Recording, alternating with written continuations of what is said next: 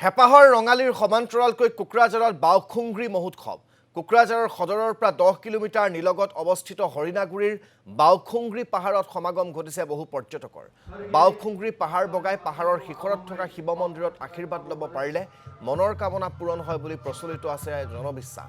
এই বিশ্বাসৰ আঁত ধৰিয়েই প্ৰতি বছৰে বাওখুংগ্ৰী মহোৎসৱত পাহাৰ বগাবলৈ সমাগম হয় সহস্ৰাধিক ৰাইজৰ।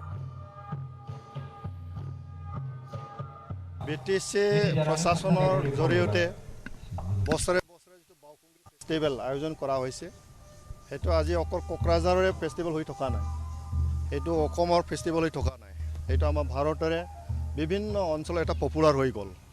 ধুনীয়া এটা পাহাৰৰ ওচৰত, পাহাৰৰ বাকৰিত মানুহে প্ৰাকৃতিকভাৱে ইয়াত যিটো ফেষ্টিভেল পাতিছে, সেইটো আমাৰ থলুৱা জনগোষ্ঠীৰ কলা সংস্কৃতি পৰম্পৰা সেইটো ধৰি ৰাখি পেলাই সমাজৰ মাজত এটা বিভিন্ন জাতি জনগোষ্ঠীৰ মাজত একংহতি সমন্বয়ৰ এটা প্ৰতীক বুলি মই ক'ব পাৰোঁ, আমি ক'ব পাৰোঁ।